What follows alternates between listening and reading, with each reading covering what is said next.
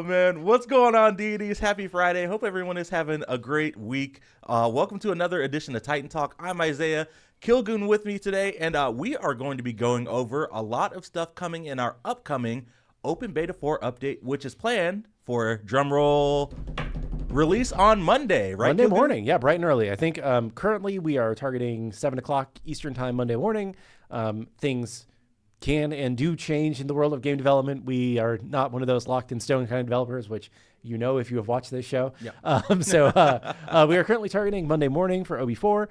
If anything happens, we'll tweet about it and keep you posted. But that should be when you guys get to play it on the live service. Sweet. So. Well, we've already talked about Artemis, which is going to be the god that releases on Monday. We've talked about Wheelish, which and is Tusky, the real god. Yes, Tusky. Yes. How can we forget Tusky? He's really the most important part of that release. You know, if it wasn't for Tusky, would anyone play Artemis? I don't think so. I don't think so. Yeah. But yeah, then we've got a Wheelish the week after.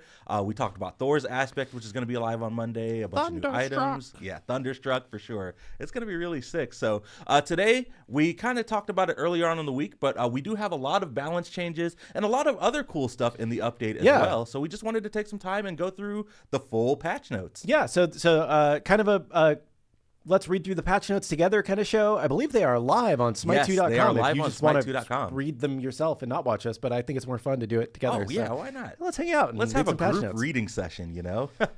Dude, chat, the Alani check, we're not even like 2 minutes into the show. It's like a later in the show thing. Oh, so good. All right, well, I'm going to bring up the handy dandy laptop. We do have patch notes live on the website right now, and you may already notice we're trying something a little bit different here. We've been, as we discussed on our show earlier this week, just taking a revisit to our patch notes process. And what we're going to be doing is just adding a quick little summary section at the top of patch notes.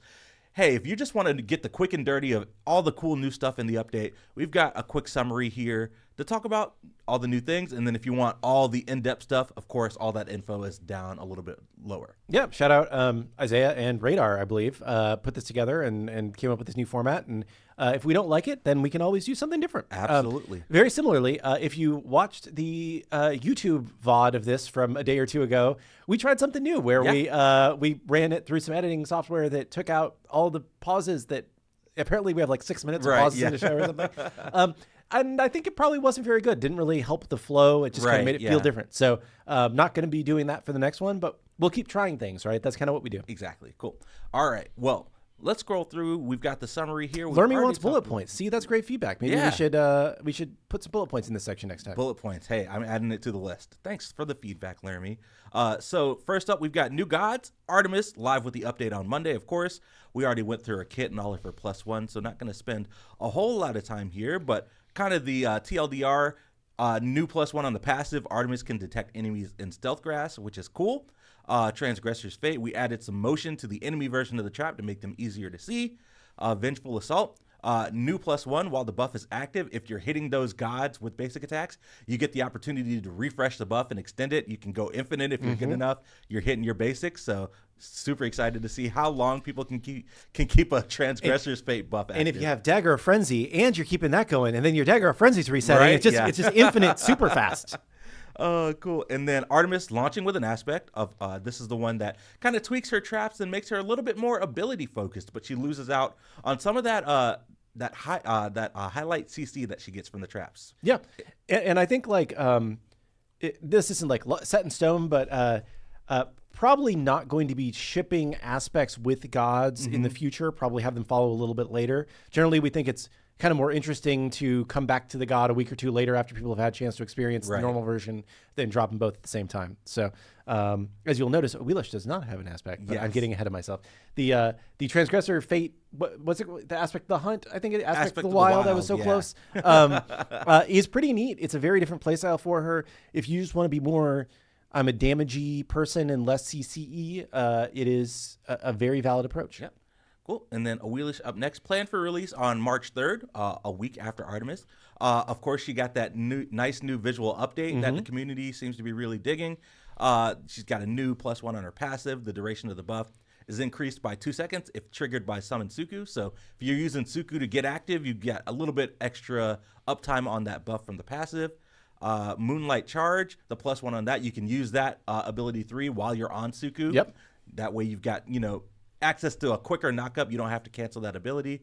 And then Gravity Surge, while the buff is active, you now always gain the maximum benefit of Feather Step, regardless of the next attack in your progression. So, fun little stuff. As we talked about last time, she is such a flow-dependent character. We didn't want to change too much with her, but I think there are some neat little plus ones in there. Yeah, cool.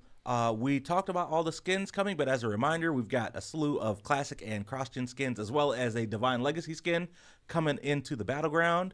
Now let's just get into it. Under General, the first bullet point, I'm going to toggle to go in game for, but we updated various face models, including Aphrodite, Achilles, and Phantom Seas Poseidon, based off of a lot of community feedback that we've been getting. Yeah, and we'd been getting this feedback for a while. It was planned to do it. We pushed up getting it done a little bit, I would say, to make sure that we made this update because people were very upset about it, right? Mm-hmm. It wasn't that we were not going to come back to them. It was just, hey, we were finding the right spot to do it. Right. So we wanted to bring it in. And I think the other thing I will add about these is that the art team, as Ben and the amazing art folks we have over there, I don't exactly know who touched these other than Ben, so I'm just going to say Ben. But they're all great. As they were looking at these, they were like, let's try and make it look like the card art as much as possible. Yes. Right. So if you still don't like the way they look pretty darn close to their card art now. Yeah. And that was what the goal was. So I think they look pretty darn good. The other thing that's kind of interesting is that not much actual change in the model. Like I was telling you last time, a lot of it is just the pose, the rigging specifically on the chin and the lighting, hitting the characters much better. So they look better on this screen. Cool. Well, yep, this is Achilles. I will go ahead and go to Afro really quick and show her off. Yeah, I think I think that like more square jaw was what people didn't like on her, and now it again matches the card art better. Yeah, and then the last one, I will go to scroll down just a little bit, go to Poseidon's loadout, and here you can check out the Phantom Seas Poseidon update. Yeah.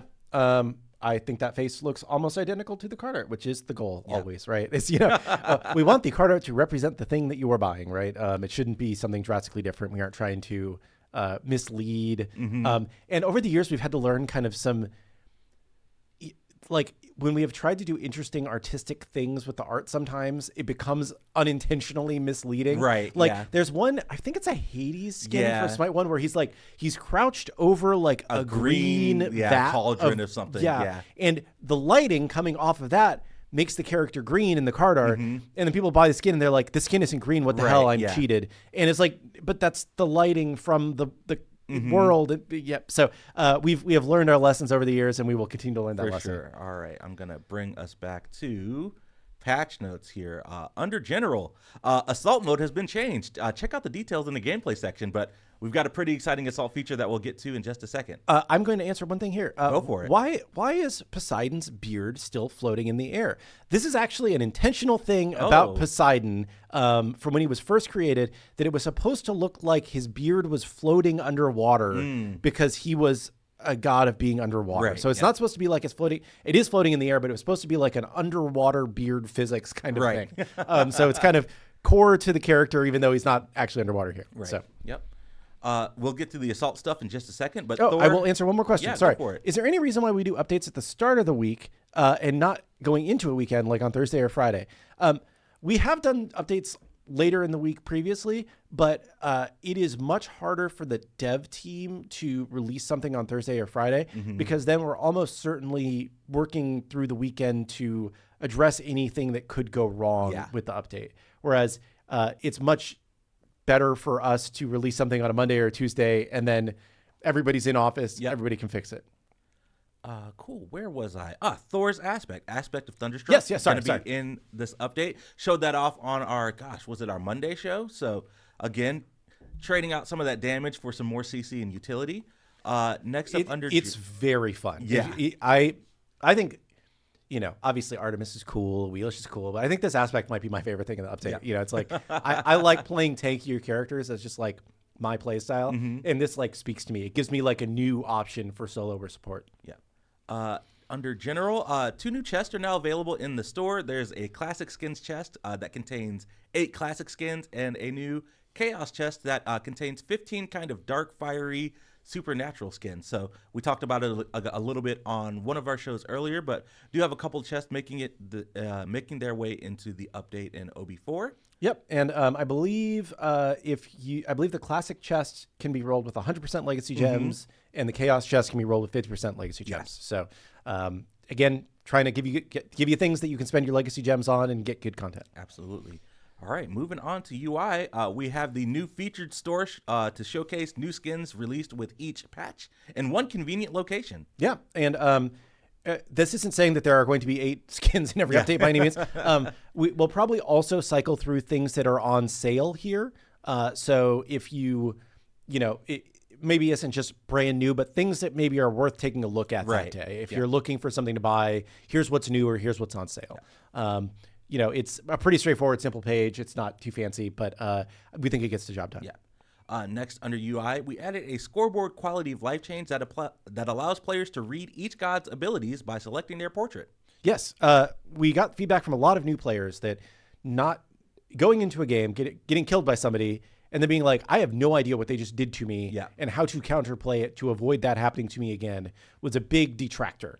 So adding the ability to hover a god and see what they did or what they can do, we think is a good change.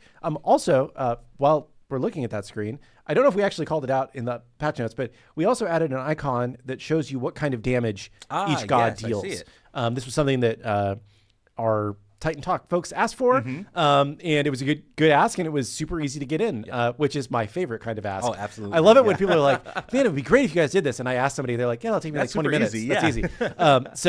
I think that that's a nice little, what kind of damage does this person do? Hopefully not surprised until you see the death recap. Exactly.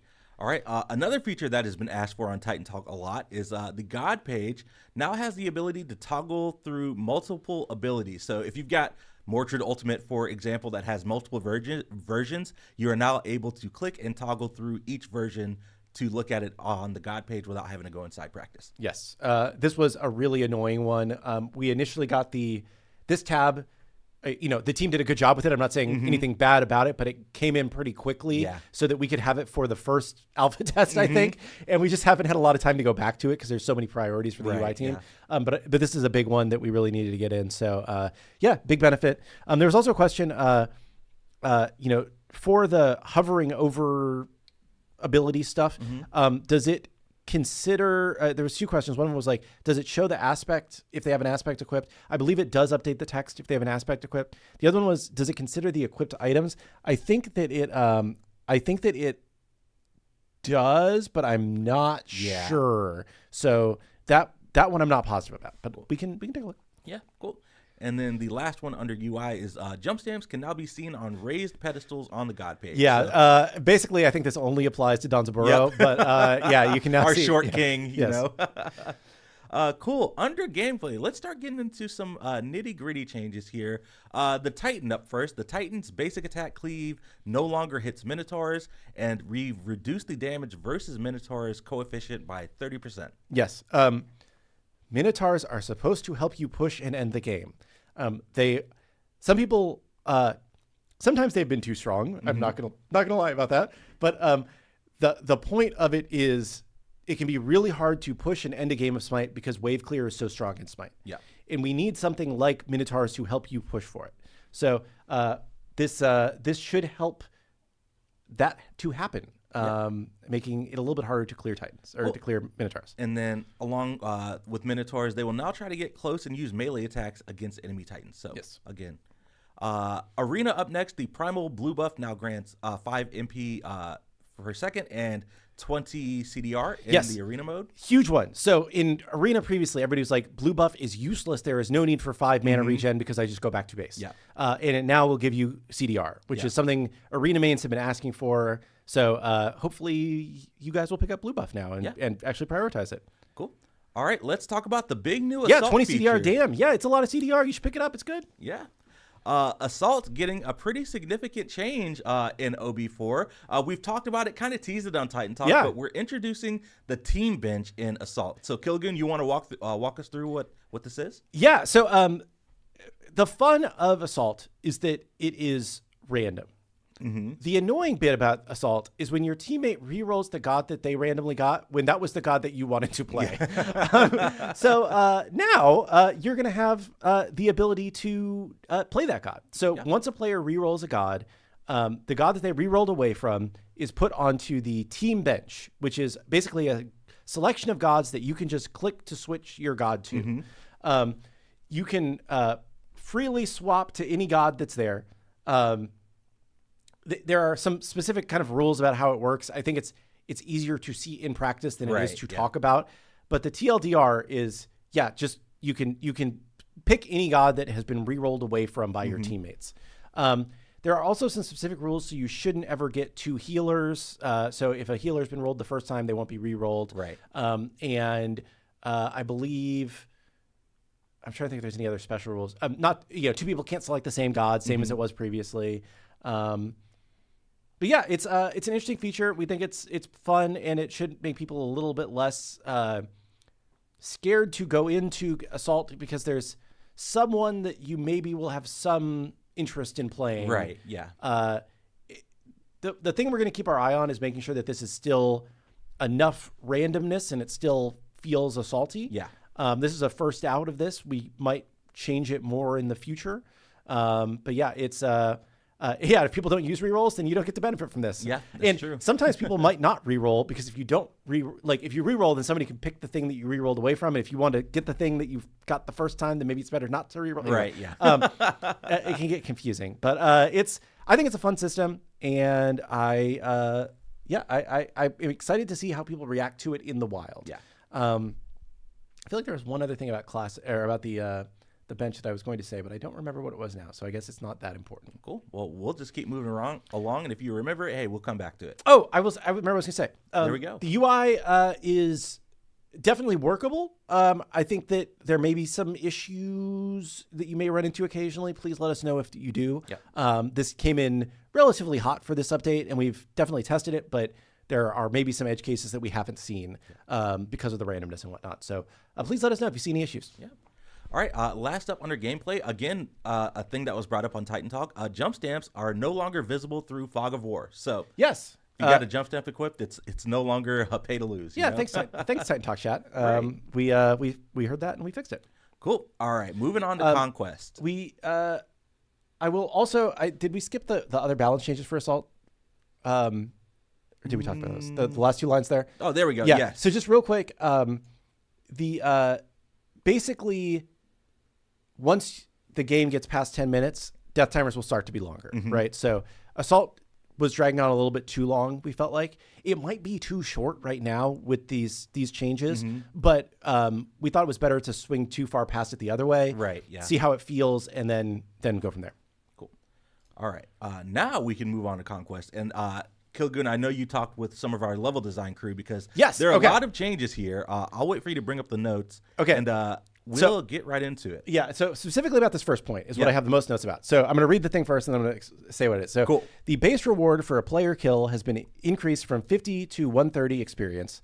The inferior multiplier, if a player is lower level than you, I believe, has been increased from 0.1 to 0.2, and the superior multiplier has been decreased from 0.25 to 0.2.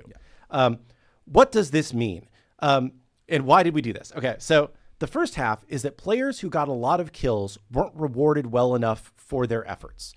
So farming was just better than trying to kill people for the first 10 minutes of the game. We want to bring killing up to par with farming so that ganking is an equal opportunity option to farming. Shouldn't be a lot better than farming. It shouldn't be a lot worse, but it's not like you're making the wrong decision by trying to fight instead of farm. Generally speaking, with this change, if you kill a player of equal level, you should get about 50% of your XP bar. Previously, you would get 25 to 33%. So it's a big XP change. The second half is that players who were far ahead were able to extend that lead by being bullies and by killing players who were 3 to 4 levels lower than them and just still get a good amount of XP camping somebody who was already behind. We have squashed this so that the XP kill rewards diminish much faster. If you are more than 4 levels ahead of someone, it becomes almost 0 experience. So you're not going to want to kill people that you're way ahead of because you're just wasting your time, basically. Camping a low-level player is not as rewarding now XP-wise, and we are looking to make similar changes for gold in the future. Sorry, I had a sudden sneeze that I could not avoid. So this is the XP side. If the XP part feels good, then we'll go back and we'll adjust the gold part, but we want to get feedback on the XP part first, and then we'll go from there. Yeah. So should lead to more aggression in games, hopefully, and we're excited to see specifically around the early game, yes. Right? Yeah, cool. All right, next up under Conquest, the Runic Bomb. Players can now use the Runic Bomb to destroy the enemy's base doors. Yeah, this was just a fun idea. I don't know where it came from, but I was just in playtest one day, and Barkus, our level designer, was like, and now you can drop the Runic Bomb to destroy enemy base doors. And I was like, wait, what?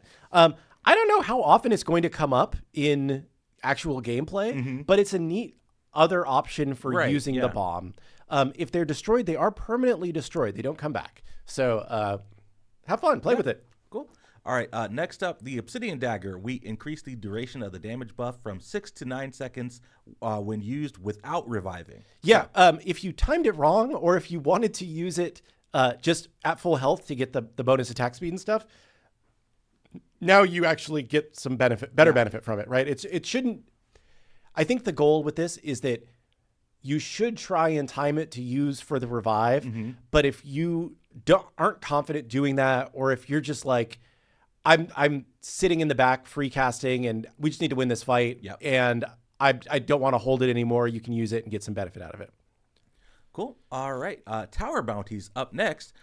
So we've removed the bounties from tier 2 towers, but increased the gold reward of the regular bounty from 15 gold to 30 gold, and then increased the gold reward of the final bounty from 30 gold to 60 gold. Yeah. So basically putting all of the gold bounty on the first tower rather than on the tier 2 ones. And we think that's good. And again, this is, again, we want you to be aggressive early in the game, right? Farming is fun, but it's more fun to be playing the game. Get active, right? Get active, right? So hopefully this will encourage people to get active and try and get those tower plates because, or bounties, whatever the hell we call them. Because if you get those bounties, then you're going to get more gold, which is good. Yeah. So. All right, lane minions and fire minions. We'll talk about both of those in conjunction. So lane minions, we've increased the damage versus towers, melee attack scaling coefficient versus towers from 4 to 8, and then the range from 4 to 6. Fire minions, we've increased the damage versus minions. So the fire melee attack coefficient has been raised from 1.25 to 5, as well as the ranged attack on fire minions. Lermy has a very fair reaction in chat, which is, this is too much, I fear. This might be too much, but we want to test this, and basically you need to clear waves. Waves should be able to help you push objectives, right? This kind of goes back to what I was talking about with the Minotaurs earlier on. I think this, in our playtesting, has led to minion waves being more effective at pushing things, specifically fire waves, right? Because fire waves can now take down opposing minion waves pretty easily. The other negative of this, right, is that if fire minions are killing the minions, then you're not getting any gold or experience for it. So just something to be aware of. But I would, be more aware of what the minions are doing around the map in this new update, and let us know how you think it feels. Yeah, absolutely. We will move on to structures, and we can talk about towers and phoenixes. So all structures, we reduce the attack scaling coefficient versus minions. This effectively makes regular minions able to tank 1 extra tower shot on average. We also reduced the attack scaling coefficient versus siege minotaurs. T1 tower decreased the max health, protections, power, and penetration. Same with T2 towers. And then the Phoenix getting some changes as well. We increased the max health, decreased the physical and magical protections, as well as the power and penetration. But we added a damage reduction effect when the Phoenix takes basic attack damage. So a single hit of damage from a basic attack after mitigations is reduced if the damage is greater than 2.5% of the Phoenix's max health. The reduction starts at 0% when the incoming damage is equal to 2.5% and increases as incoming damage rises. For Phoenixes, we decrease the health per second. And then on respawn, we increase the initial health on respawn from 20% to 50%, but we remove the negative 50% max health penalty on respawn. So they can now heal back to full. Yeah. Yeah. So lot of changes in here, guys. Yes. This kind of all ties into what I was talking about previously about like, we want to, like, previously it was such a bad idea to try and siege a tower a lot of the times because it was hard to kill the tower. Your minions died trying to get into the tower range. And really you were better off just kind of waiting and farming and trying to get a pick. And then once you had like a 2-person advantage, then you go try and kill a tower. And even then, if the person they have left is like, you know, a cuckoo or something, they're going to clear the wave. And it's like somebody on your team has to tank the tower. And it's obnoxious, right? So this, we think will address those problems. Please let us know how it feels in terms of pacing, right? This is a big change. If you're a low-level player, you might not notice this much at all. If you are a higher-level player, you will be highly sensitive to these kinds of changes. For sure. Yeah. And we want feedback at all skill levels, right? Because if a change is just good for the top 1%, or if it's just good for the bottom 1%, it's not good, right? Yeah. It needs to have value for everybody. So excited to see how people react to this. Yeah, cool. All right, so that is it for the Conquest changes. Let's move into Gods, and I believe the first one is definitely warranted. Lots of people have been asking for it. Soul going to be seeing a nerf to the aspect of conflagration. So unstable manifestation, we decrease the ability damage increase from 7.5% to 6%. So yeah, probably still good. I've been mentioning Lermy a lot. I just see her in chat today. I watched her VOD that she posted of her POV during the tournament. I saw she played a lot of Soul and did a lot of damage. Probably will do slightly less damage if she was able to play Soul again going forward. Still good, right? Still not going to be great. Just not going to be as great as she was previously. All right, move on right along. Izanami going to be seeing a nerf. Izanami kind of sneaky OP. Sneaky really good, right? I asked Max who I should play in solo queue to win more, and he was like, oh, dude, just pick Izanami. She's insane. It turns out I'm just bad at Izanami, so it was not good advice. But yeah, she just kind of secretly had a lot of free physical penetration. And the low cooldown on the fadeaway was very hard to deal with at the beginning of the game. I think it's okay when it's later in the game because you're not going to put points into that until late. Right. Yeah. So I think, excited to see how people react to a little bit of a nerf for Izanami. Yeah, cool. I'm just going to scroll here. Cupid up next. The aspect of love going to be seeing a nerf. So Heart Bomb, we're going to be decreasing the strength scaling on the initial hit and the strength scaling on the explosion. Yeah, I don't really know the logic behind this one, but probably felt like doing too much damage for the amount of healing and utility he got with the aspect. Uller up next going to be seeing a nerf to expose weakness / invigorate. We're going to be decreasing the buff duration from 5 seconds to 4 seconds on both stances, and then we're going to be decreasing the axe stance movement speed buff. So yeah, movement speed continues to be one of the best stats in the game, bar none. So Aladdin up next. Genie's Lamp, we're going to be decreasing the base percent stats from other items down to 1%, and then decreasing stats from other items per level from 0.5% to 0.4%. Got a lot of feedback that this is one of the kind of the sneaky parts of Aladdin's kits that just kind of makes him feel really strong. He gets the full build before everyone else because he's got the lamp that can benefit it. Yeah. He can start stacking those 3K potions a lot earlier. So just bumping down the stats that he gets from the lamp to kind of help him get back to a little bit more of a normal value there. Yeah, so at level 20, 3% less stats that you're getting for free. Next up, Hercules going to be seeing some nerfs. Driving Strike, we are going to be decreasing the base damage, and Earthbreaker decreasing the base damage. So just a damage nerf on his tried and true combo. Yeah, it's a lot of damage. Yeah. And maybe it'll be slightly less now. All right. Aphrodite going to be seeing a shift up next. So Kiss, we're going to be decreasing the jealousy damage increase. Back Off, we're going to be decreasing the slow. But Lovebirds, we're going to be increasing the int scaling per tick on the damage over time from 15% to 17.5%. Yeah, I think part of this is the jealousy thing is one of those like hidden power aspects of her kit always, and we generally would prefer to put power into visible things.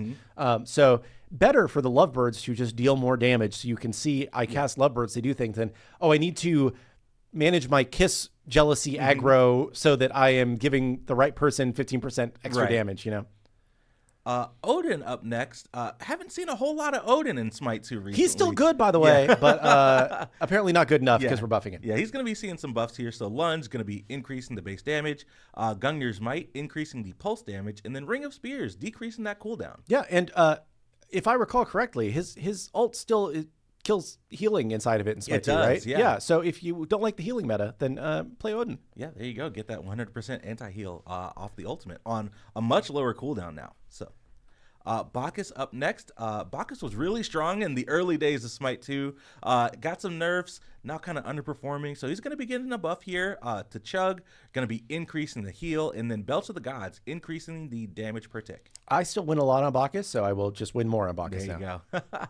All right, Susano, another god that kind of performed really well at the beginning, but then kind of fell off with the introduction of more gods. So he's going to be seeing a round of buffs to a few abilities here. So Wind Siphon, decreasing the cooldown, Jet Stream, decreasing the cooldown, and then Typhoon, increasing the max damage of the Traveling Typhoon, and then increasing the strength scaling by 5%. Yeah, I think he is still pretty good. It's just kind of a little buff to get him back in people's eyes and give him a try again. Next up for gods, Cerunnos, the Wild Hunt, going to be increasing the strength scaling from 65% to 80%. So that's a pretty big, significant buff for Kern. Pretty big buff. And depending on how, because he's got the hybrid scaling, it's always kind of a little bit challenging to figure out how to build him as a hunter. So I think this is probably just a good move. Yeah. And then I believe last up for gods, yes, indeed, Pele going to be getting a buff. Eruption going to be decreasing the cooldown, and then Volcanic Lightning, increasing the slow. Yeah, I think just being able to stick to people a little bit better before you've ranked up the ultimate. Yeah. All right. Next up, we've got items, and I believe at the top of the list are all the new items that we've already talked about. Yeah. So Magi's Cloak, Nimble Ring, Bancroft's Talon, and Typhon's Ring. Well, 3 new items and 1 slightly reworked item. Yeah. So excited to see what you do with the lifesteal builds and with the intelligent attack speed builds and the just not taking CC as much builds. There you go. Yeah, I'm super excited to see how Magi's works out whenever it gets released on Monday. Moving right along, Soul Reaver going to be getting a nerf. So we're going to be decreasing the base percentage health damage per tick from 1% down to 0.5%. As you said, we were going to take another look at Soul Reaver if the earlier nerfs didn't really hit the mark. So we reduced the int scaling. Now we're decreasing the percent health damage on Soul Reaver. Yeah, it's maybe we've gone too far this time. But we'll see. I think it's good to swing a little bit harder in one direction, harder in another, and see where it goes. I think that it's still going to be good, but it's just maybe not auto-include in every build at this point. All right, Lifebinder up next. A really popular item that I've been seeing a lot of conversation about is going to be seeing a nerf here. So we're going to be increasing the cooldown from 15 seconds to 20 seconds, and then we removed the kill assist clause. So currently, if you get a killer assist on a marked target, it reduces that active item cooldown by 3 seconds. That's no longer going to be the case in OB4. Yep. It's still probably a pretty darn good item. Yeah. Olmec Blue, going to be seeing a nerf, just decreasing the health regen from 3 to 2. Now we kind of get into a sweeping pass of some penetration nerfs for some of the items. So Totem of Death, the Executioner, Obsidian Shard, and Titan's Bane all seeing a decrease in penetration. Yeah, I think we're trying to take kind of a more targeted approach to some of the lethality concerns that we've heard from the community, right? And from what we can tell, a lot of that was caused due to an overabundance of penetration in the game right now. So just trying to crank it back slightly. This isn't huge numbers changes, but if you're stacking a lot of penetration items, then it adds up to be a decent amount, which should just slightly reduce the lethality, Heartseeker is going to be seeing a cost increase. Rod of Tahuti, again, seeing a little bit of a decrease in penetration. Genji's Guard, going to be seeing a buff. We're going to be decreasing the cooldown of that passive trigger by 15 seconds. I already build that item all the time, so my builds have just gotten better. Yep. And then Warrior's Axe and Sundering Axe, kind of a really underutilized solo starter item option. Both going to be seeing buffs here with strength increases on Warrior's Axe, and then Sundering Axe going to be increasing the heal from 100 to 125. Yep. I think we got some feedback in our Ambassador Discord that specifically Warrior's Axe was, in a rough spot. Yeah. So took a look at that one.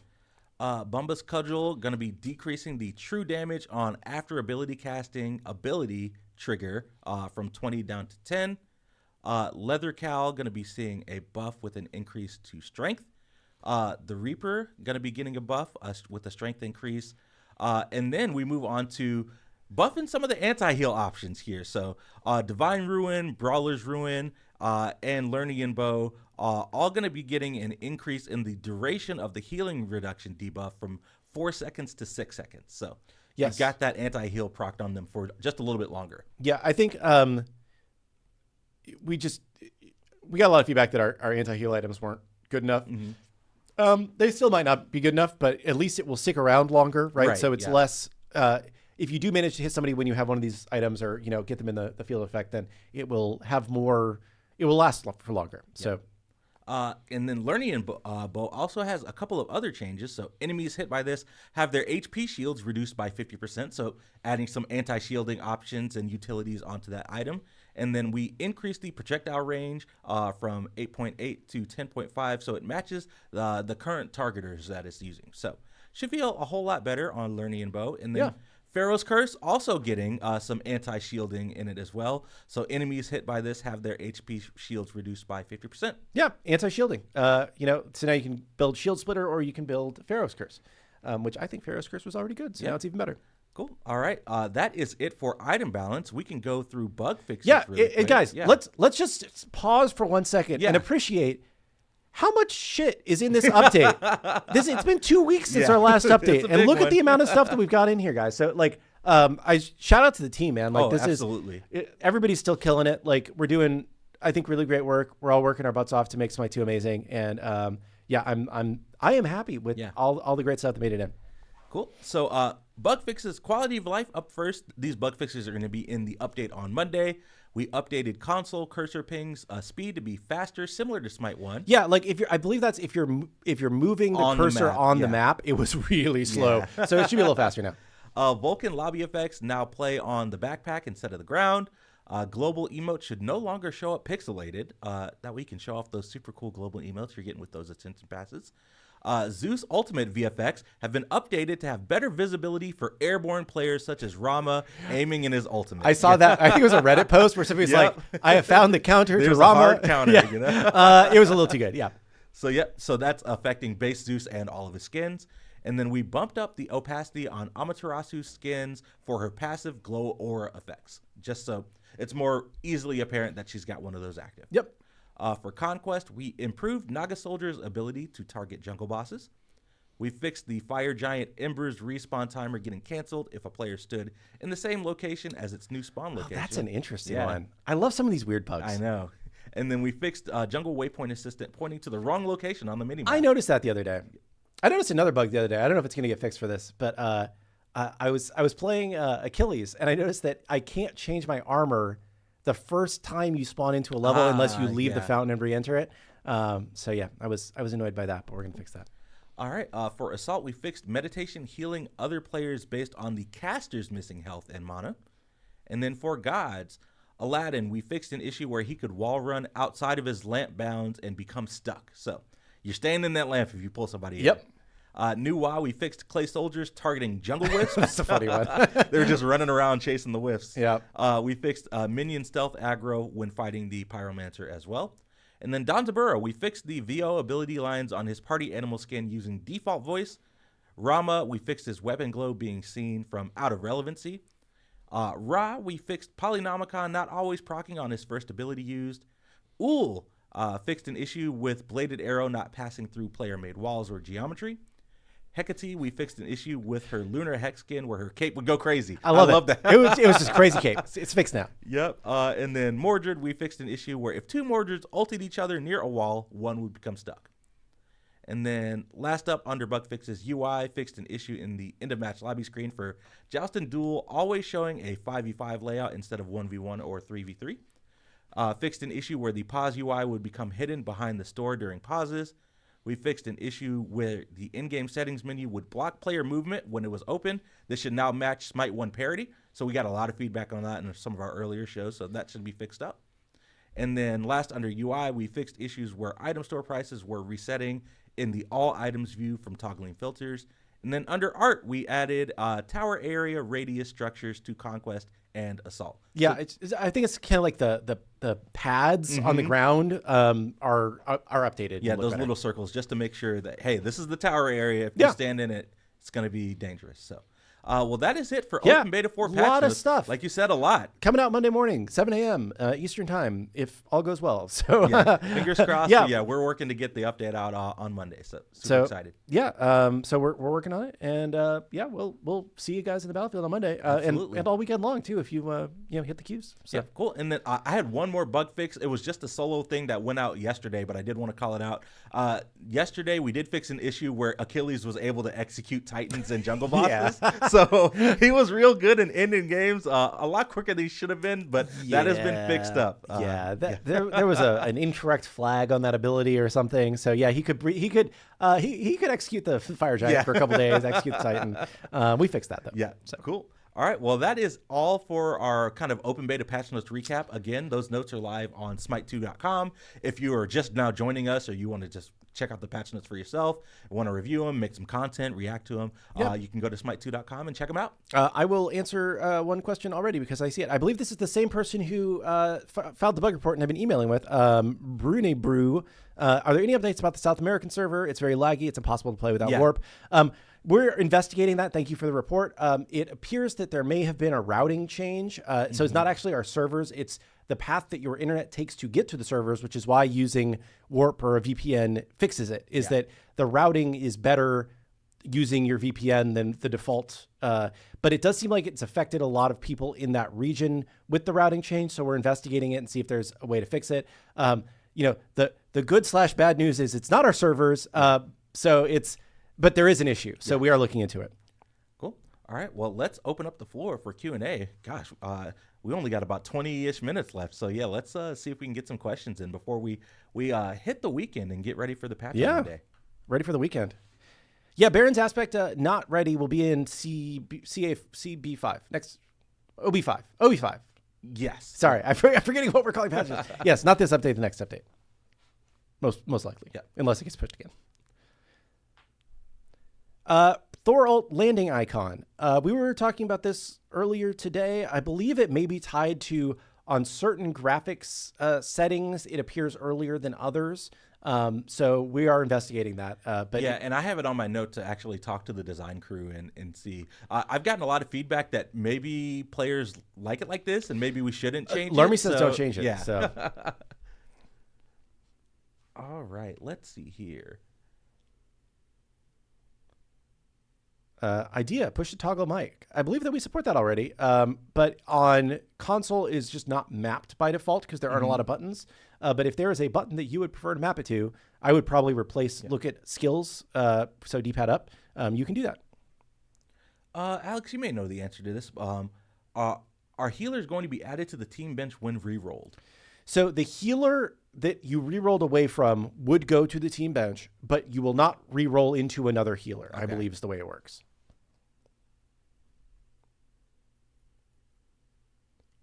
Let Horus teleport Titan. That's funny. In the past, you talked about getting Pantheon-specific backgrounds on the God screen. Do we have any news or updates on that? No ETA. It's it was built out in a way that would allow us to do that, but we haven't gone back to do that yet. I had a lot of other priorities, as you can see.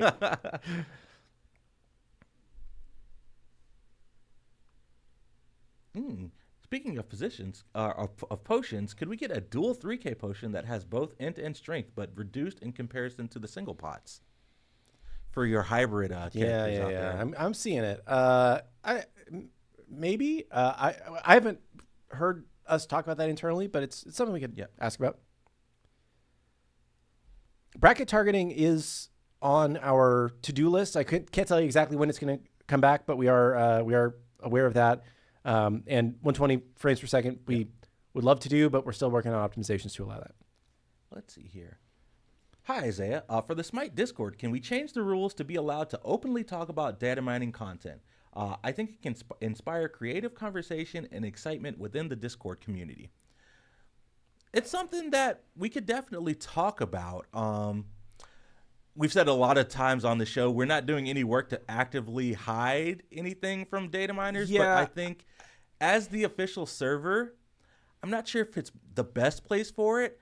And I know one of the things that I want to make sure that we're super careful about is like, sure, there are a lot of players that love reading data Yeah. mining, but there is another group of players that don't want to be spoiled. They don't want to engage with that content. So if we do make that change, we'd have to go through the process on like, maybe how do we handle spoiler tags, and Yeah. do we have to create a new channel only for that kind of conversation?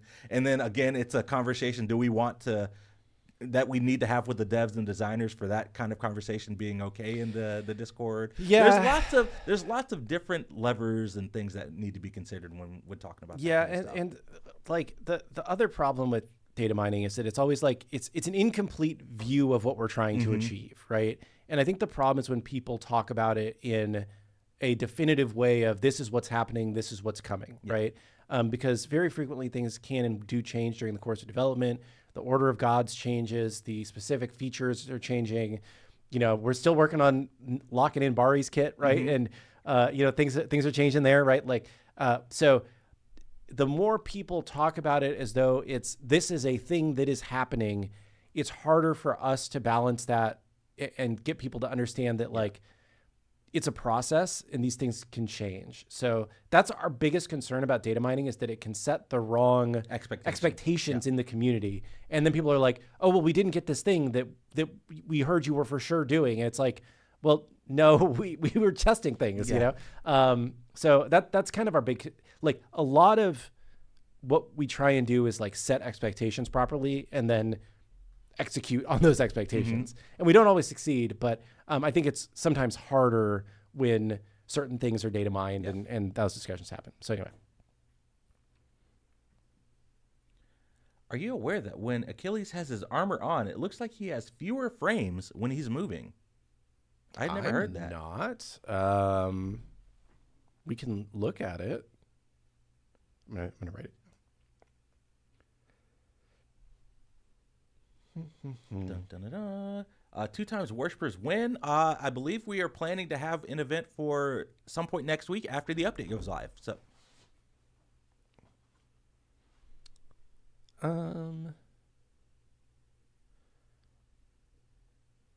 let's see.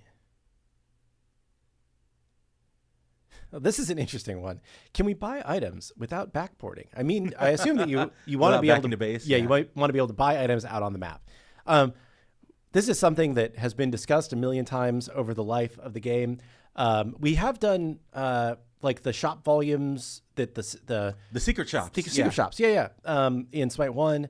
I think one of the problems with this is that like shopping in a not safe area leads to you dying a lot. Chester. Yeah. Thank you for reminding me of the name. You know, it's definitely something we have conversations about, and it could return at some point in the future, but it's just, how do you balance it against like, especially on controller, it takes longer to shop. You know, are you just putting people into a bad position by letting them shop out in public?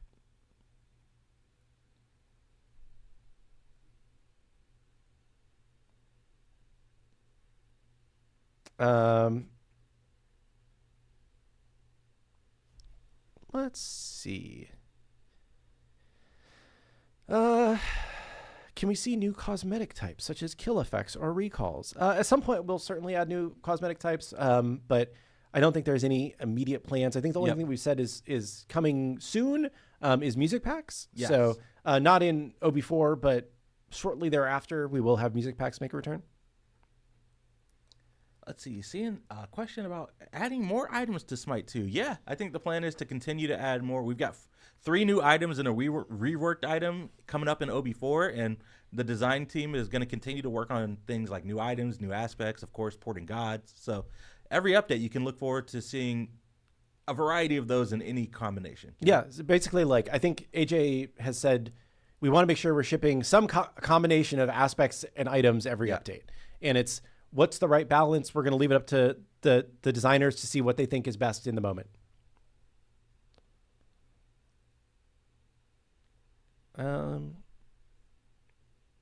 Have we thought about making towers do true damage? I haven't. Right. I'm sure our level either. design team has. We could ask. I guess then it's like, then it's a lot harder to. I guess you have more hit points. I'm just thinking like being able to tank a tower to finish it, I think is valuable, and having a tank to do that, I think is valuable. But I understand what you're saying, that it should be a threat to people who are trying to dive you.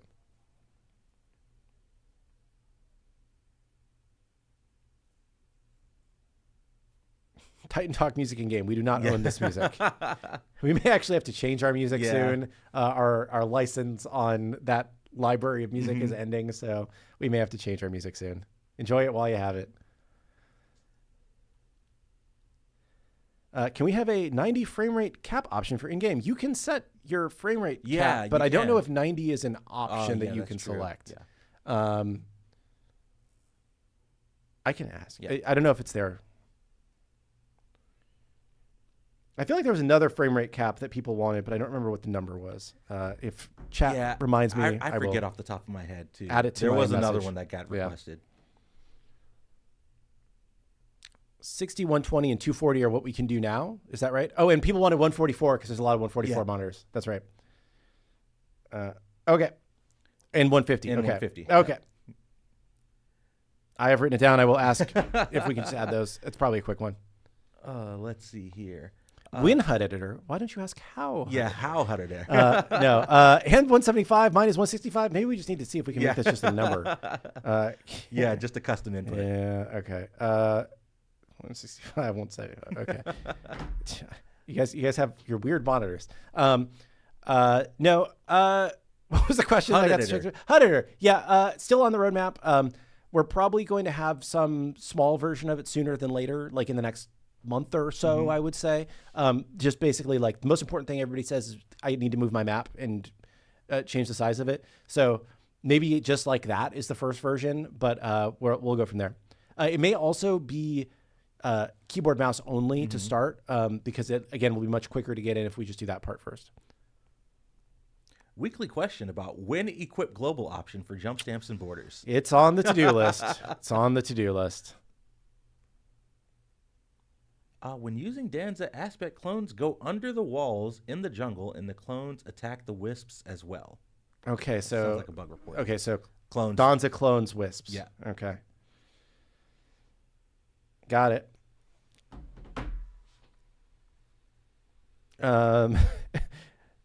Can you add a tutorial for how to get good like Kilgoon? I am not good, dude. I have played this game for a long time, and I should be a lot better for how long I've played it. But just have fun, man. Games are for fun. Can you make party and invites more clear? Sometimes it looks like someone accepted your invite, and it looks like they are in the party, but in reality, they are not. Yeah, there's a lot of issues with the parties. The good news is that we have a couple people looking specifically at the very many party friends issues right now. I don't have an ETA for when that will end up in game, but we do at least have somebody dealing with a lot of that stuff now. Yeah, I think we talked about it on the Vegas TitanTalk, but like a lot of the social features are something that the team is putting a lot of effort into. Yeah. Also, we do have somebody looking at all of the different like store issues right now. Hopefully we'll start to get a lot of those resolved. Alani check in all caps.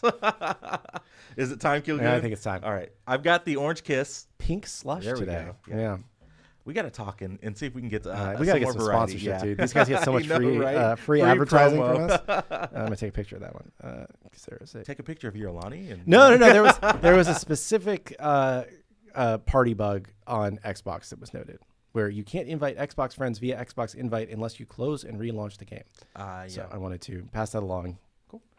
Alani's Kufik charm still gives significant frame drops. Aladdin's. You just have Alani on the Alani. Oh my gosh. Alani Aladdin skin? Is that that's the crossover. Yeah, I know, right?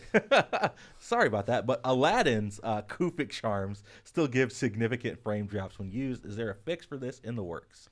I can do that. Why am I taking a picture of my iPad with my phone? If there is a long question, it is quicker for me to take a picture of it than to type it up. That's the only reason why I do it. It's I am a dumb boomer, and that is my best way to do it. This isn't my iPad, by the way. If this was like my iPad, I would just like take a screenshot on the iPad. But the only thing that runs on these iPads is this chat, and they just stay in this room. So, yeah. What was I going to write down now? I got distracted by answering that question.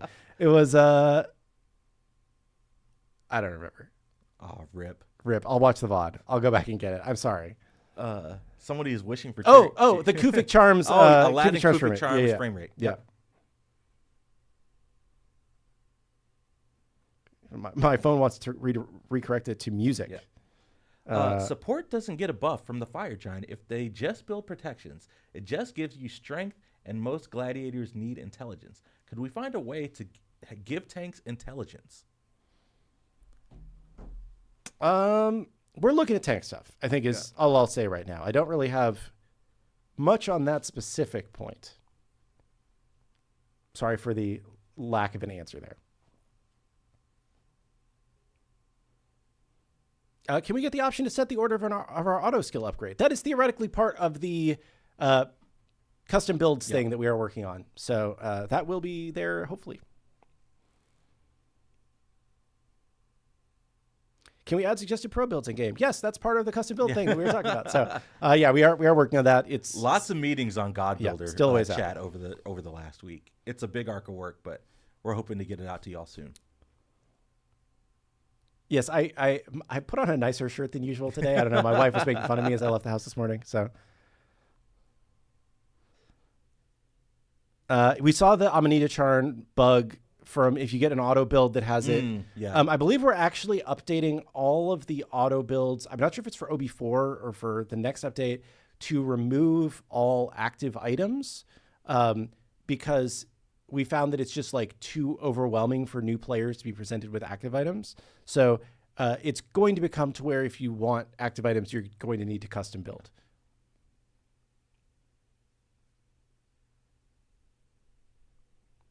For a way to add money to the game, how about purchasable graphics that go with an interact button to enemy gods you recently killed? Like a spray or something, maybe? Yeah, maybe something like that. Yeah. We've had a lot of conversations about like fun things that we can do like that for sure.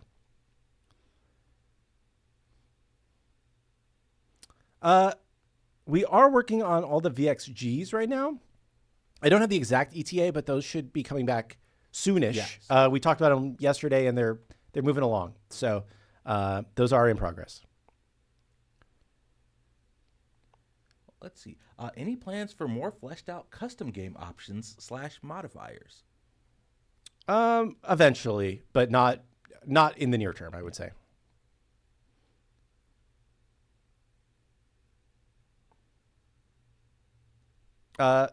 There's somebody asking about HUD skins. HUD skins were actually one of the most expensive things for us to make in Smite 1 because our HUD was so difficult to work with.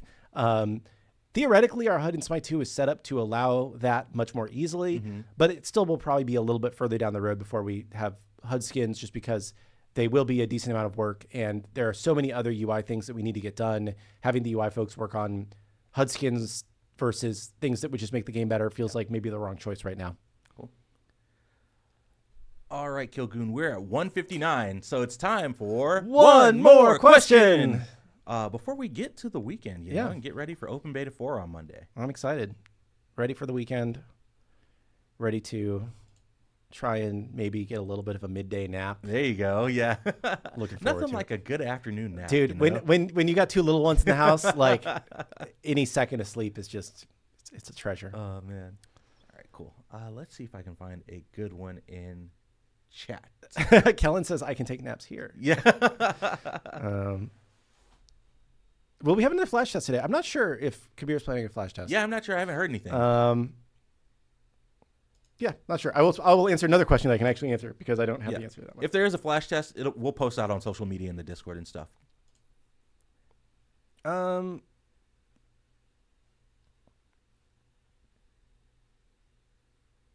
can we get Travis to come back for the next Titan Talk? I don't know about for the next one, but we'll definitely get him back sometime soon. Yep. Isaiah's actually going to be on vacation end of next week, Yep. right? So I will be manning the laptop next Friday, and I have to find somebody to be on the show with me. So maybe I will ask if Travis can join me, or maybe it'll be Pawn or AJ or somebody else. So we'll see how it goes. I still need to find a question. Have we considered changing the lighting / colors in order to make the game look less cartoonish? I feel like this is an ongoing discussion.